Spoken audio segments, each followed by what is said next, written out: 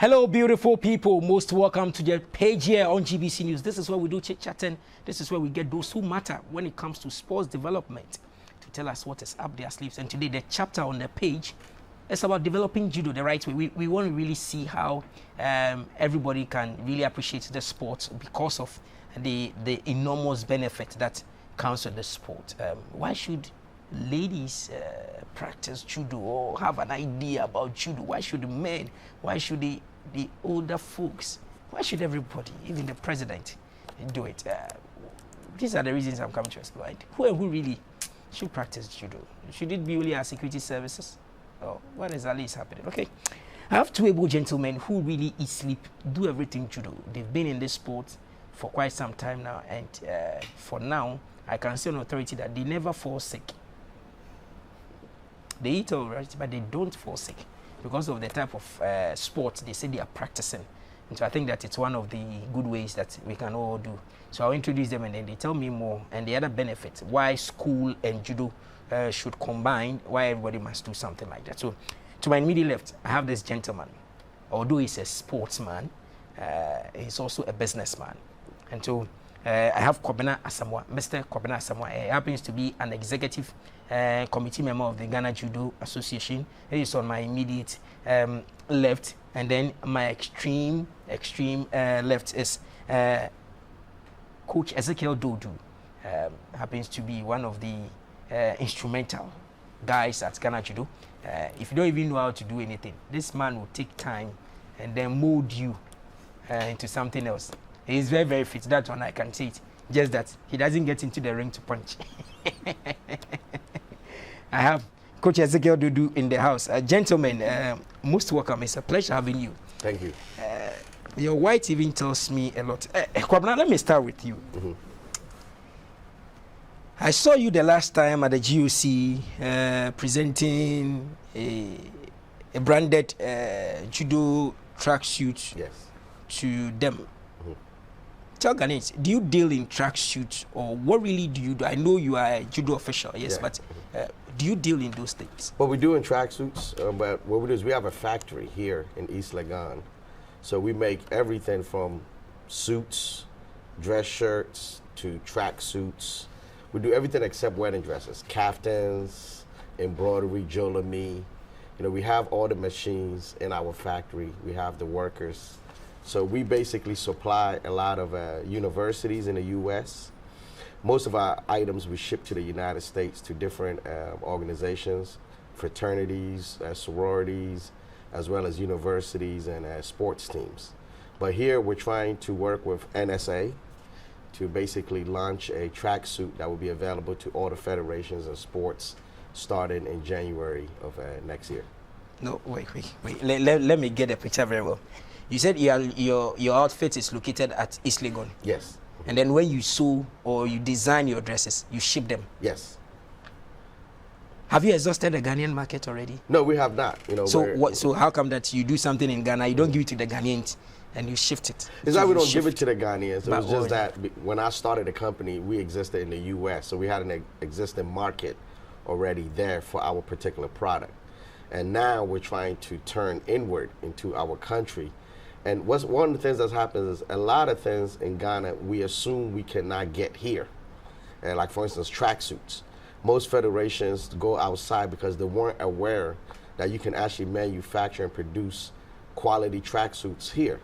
You know, the material is here, the manufacturing is here, the tailors are here. So these are opportunities that are being identified that we're now trying to take advantage of and really point inward so that we can do local production, so that we can support our local market, create more jobs. Well, I'll come back to it because if you have an international taste, meaning that it's easy for us to do the right things here. Yes, absolutely, absolutely. You start with you the right. Okay, we'll come back to you. Now, let me come to Coach. Coach, how do you feel? You know, the last time I had a chat with you, it wasn't on set. You were trying to prepare a young man, a blind athlete to the Olympics, Paralympics. Yes. What happened? Yeah, thank you very much. The problem was funding. We couldn't get the funds that we were looking for in order for him to participate in the final qualifying series to enable him go to the Olympics. Wow. Yeah, but we are still working on it so that he will be able to qualify for the Paris 2024. You are training a blind? Yes, a blind judoka. And he beats me. Yeah, Nikwe. He can beat those of us that can see. It's not the only person that have disability that I'm training. I also have some hearing impaired athletes too. So which one? So which one comes easy? Which one comes easy? Training the able-bodied athletes, the physically challenged ones. Which one comes easy? Looking at the system we are in. You know the MPC president is on a campaign of the inclusiveness. Yes. So where how is it that before I come to my main subject of how to develop you, but tell me this one for Ghanaians to really understand. For me, those with the disabilities, it's fun training them because you learn a lot from them. You understand? How do you, for instance, just give me a mental picture. Your judoka is unable to see. Yes. Is he partially blind or totally blind? Totally blind since infancy. So create a mental picture. How do you do it?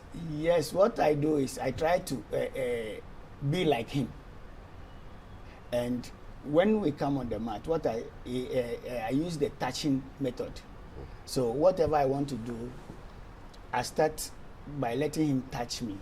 And anytime I move, he's try to touch from the head to the toe so that he sees the movement. Then he replicates it. So when he's not doing well, then I come in and show him how to move. That's Coach Ezekiel, were you born to be a coach? Yes. I will say yes. You were born to be a coach? Yes. Or you have a coach in your family? The very day I started judo, I started coaching. Because all those that I met on the training grounds, I was picking the things early. So the coach asked me to take over from there. So were you a judoka or you just came in as a coach? I was a judoka. I started, it's not only judo that I do. I do other martial arts before I went into judo. Okay. Let's drop that subject. Let's come back to this sport called judo. Kwabena, yes. What really is it about this sport that drives you? Every day you want to see people. Judo in of itself means the gentle way. And it's a discipline that transpires into other aspects of your life. Once you discipline yourself in terms of, let's say, martial arts, it's not just the physical discipline to be able to do the moves or the techniques. It's also the mental discipline that you develop. You become aware of your surroundings. You become aware of forging through and overcoming challenges. So when you get into a discipline like this, you start seeing progression in other aspects of your life. If you are a student, you start seeing your grades getting better. Why? Because your mind is becoming mentally sharper. You also are as association. You start associating with coaches and players who are winners, overachievers. You know what that does for you? It makes you a winner. It makes you want to be an overachiever. So, you show me the people you associate with, I will show you who you will become. And so it's not just a discipline, it's also a community, it's an environment. But the most important thing, I think, it's the self-improvement that you gain from judo. You gain confidence, because obviously you know how to protect yourself. But once you know confidence within yourself, that confidence transpires in so many areas. When I go into a business room to make negotiations, I'm more confident than I was before I was a judoka. Because I know that I'm there, my mind is ready. I've gone through that discipline necessary to prepare myself for success. And those success habits aren't just what you do on the mat. It's the same success habits you take into the boardroom. It's the same success habits you take into the military. Same success habits we take it into being a world-renowned anchor TV journalist. Okay, so judo, it's about sharpening your mind. And I believe that if a person actually understood that and came in and saw that, they will become a great fanatic of this sport because it's more than just a discipline, it's a lifestyle. Coach, let me come to you. So, how many years have you been with judo and the other martial arts? And how can we really include this sport into the school curriculum? I've been practicing judo over 30 years. How many years? Over 30 years. Meaning you are over 30 years? Yes. And you don't look like you are 30 years? Yes, I've been practicing judo over 30 years. Wow. Yeah. And okay, go ahead, you go ahead. You know, judo was introduced by Jigoro Kano. And one of his motive was to make it easy for everybody to learn it. So it started as a physical education sport in Japan before it started spreading into the world. How can we inculcate judo into our school curriculum? You know, sometimes people think when their wards or kids are practicing judo, they'll become more aggressive. But the judo rather tames that aggression. You know, because when you understand judo, you realize that there is no need for you to go outside and fight people. It tames your aggression. My mindset of going into judo was to go and acquire some skills to fight, because I was coming from a neighborhood that was only the strongest survive. But when I started judo, that aggression and that mind was killed. You see, and as Kwabena Asamoah said, judo builds your confidence. It builds your posture and everything. When you practice judo, one thing you learn is about competing. You see, fairness. When you understand the word competition, when you go to the classroom, you know your colleagues there are your competitors and not your enemies. So you have to strive hard to be able to overtake them. You don't have to use unfair means to be first in class or to top them. You need to compete fairly. So, Coach Ezekiel, if this is core to education, why are we not practicing judo in the schools? I would say judo is very expensive in Ghana.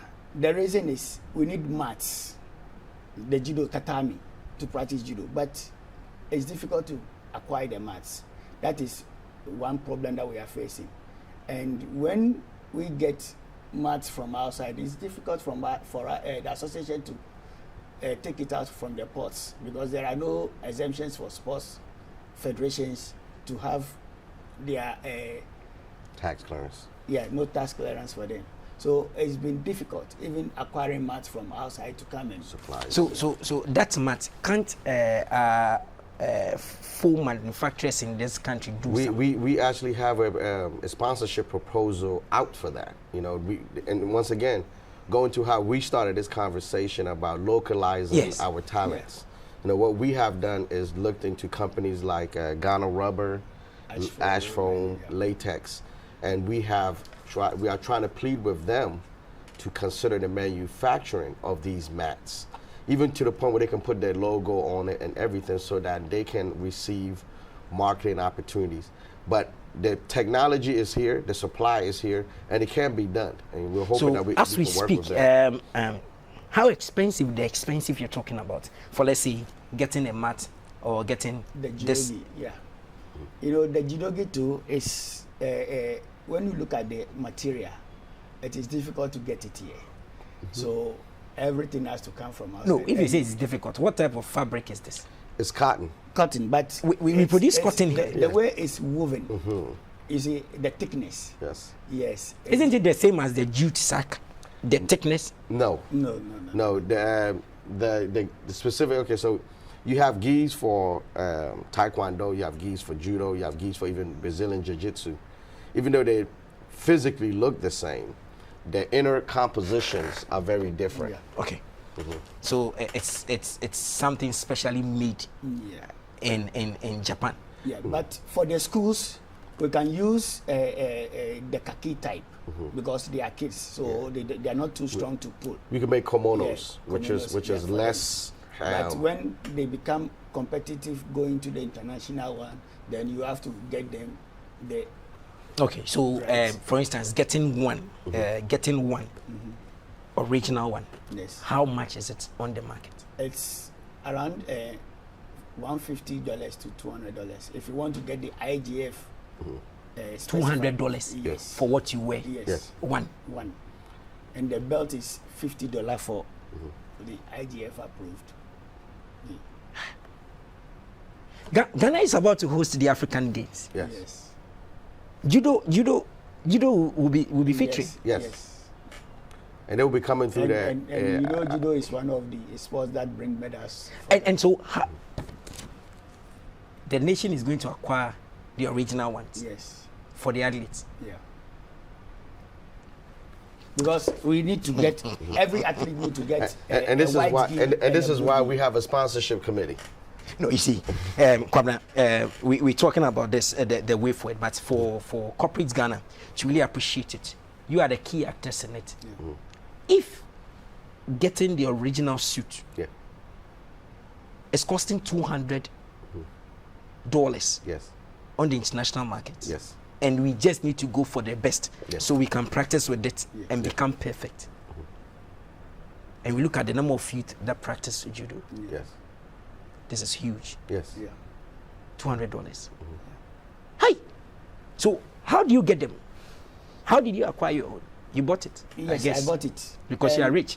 No, I'm not rich. So how do you get it? $200? I need it.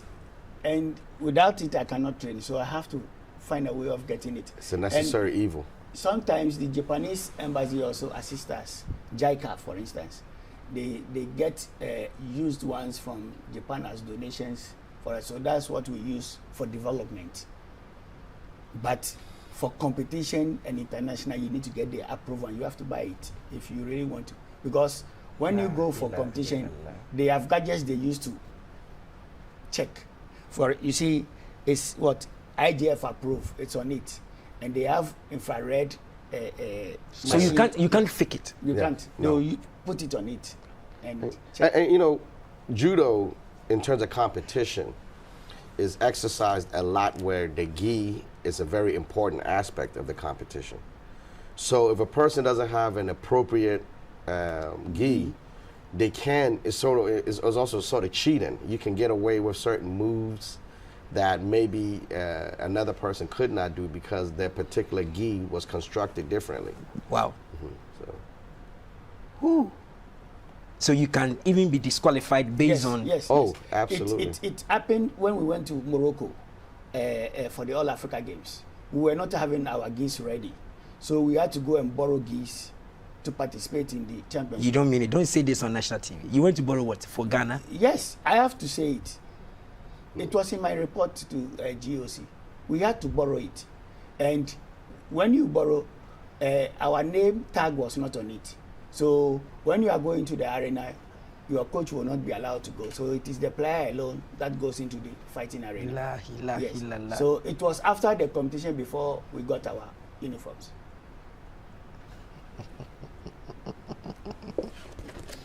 Anyway, that is history. I hope as you said, the way forward, right? The way forward. So we have to look at the past before we correct it before we go to. So where this sport has been on the National Sports Authority's calendar for years. It's one of the oldest disciplines in the country. Yes. Where do you get funding from? The question, in asking that question, you're making an assumption that we get funded. I think the question should be, do we get funded to start with? And then we can say, where do we even get it from? I mean, right now, we're pretty much, everybody's working out of pocket. I mean, especially with COVID and how COVID has changed the Before dynamic. COVID came, judo was judo. Yeah. Yes. So let's take sponsors. Sponsors. So how has judo survived? Yes, we have survived because of Grit. certain individual people who support us, and individually the players. For instance, Anani qualified to the Olympics not on the funding of Ghana. he has to fund himself throughout the qualifying series to be able to qualify for the Olympic Games. So if he has sat down and said, oh, I'm waiting for government to sponsor me, then nobody would have qualified for the Olympics. That is what has been the trend. Olympic qualification has started 2024. It has started. And Ghana has not even sponsored one person to any of the championship. This weekend we have one in Senegal. Anyway, coming on. How time runs fast. I wish we can exhaust this subject very well. You know why? Because as we speak now, the Minister for Youth and Sports, his deputy, are watching us. This is the platform they watch to really understand. Have you by chance documented the pros and cons of your sports to the ministry for second consideration as to its importance and relevance in today's Ghana and forward? Have you done that? Is the ministry really aware, or when we get an opportunity like this that the ideas come out, are they really aware? Our technical director has put together several proposals that has been presented even to the LOC for the All Africa Games as well as the GOC. Now, in terms of where that has gone, we don't know. And this is where, you know, even on our part, we could do a little bit more in terms of trying to meet with the stakeholders and have that conversation. How time runs fast. I'll plead with you to get another time for us to come and explore this. But I hear there's an event coming up. We're checking out from the studio. 30 seconds. Let's move out from the studio. What is it? What event is that one? Okay, so we have two major events coming up. On December 3rd, which is Farmers Day, we are having a free self-defense clinic. That'll be from 8 to 10 a.m. at the sports hall of the Accra Sports Stadium. Okay. And then on December 17th and 18th, that weekend, we will have the National Championship competition. We are inviting all judokas from every region to come to Accra and participate. It is an open invitation, so you don't have to necessarily be a member of the Ghana Judo Association to participate or compete. And the winners of this particular tournament will be the ones that will be seeded for our national team, so we can prepare them for the the Commonwealth Games and the All Africa Games that are coming up. Coach Ezekiel, 30 seconds, we're checking out. And so, how do we support you guys? Yeah, we are asking corporate Ghana and government to come to our aid, because without them, we cannot survive. We cannot bring out the champions that we trying to do.